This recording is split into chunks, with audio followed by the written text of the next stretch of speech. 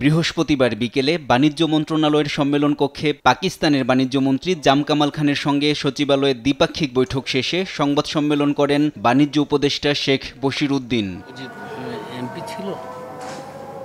এ সময় তিনি জানান, পাকিস্তানের সঙ্গে বাণিজ্য বাড়াতে কমিশন গঠন করা হবে এবং একই সঙ্গে পাকিস্তানের সঙ্গে বেশ কিছু সমঝোতা স্মারক সই হবে। যেসব পণ্য আমরা প্রতিযোগিতামূলক মূল্যে আমরা আমাদের বৈদেশিক মুদ্রা সাশ্রয়ী করে আমরা আমদানি করতে পারি, সেই জিনিসটাই উপলব্ধি এবং আইডেন্টিফাই করার জন্য আমরা ট্রেড কমিশনটাকে চালু করতে চাচ্ছি। দেশের বাণিজ্যিক সক্ষমতা বাড়ানোর জন্য দেশের স্বার্থে অন্য যেসব দেশের সঙ্গে বাণিজ্য বাড়ানো দরকার তা করবে অন্তর্বর্তী সরকার।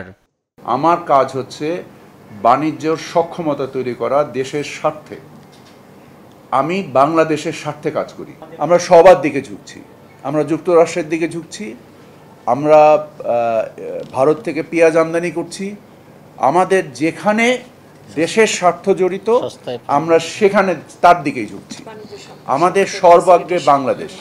পাকিস্তানের বাণিজ্যমন্ত্রীর সঙ্গে আলোচনায় ওষুধ শিল্প, কৃষি ও খাদ্যপণ্য, ইস্পাত শিল্প, পাট ও পাটজাত পণ্য, বস্ত্র ও পোশাক খাত, চামড়া ও চামড়াজাত পণ্যের বিষয়গুলো গুরুত্ব পেয়েছে বলেও জানিয়েছেন বাণিজ্য উপদেষ্টা শেখ বশির উদ্দিন। একটু দেরি করে সময় দিলে আমাদের জন্য ভালো। এনআই নাহিদ, দেশ টিভি, ঢাকা।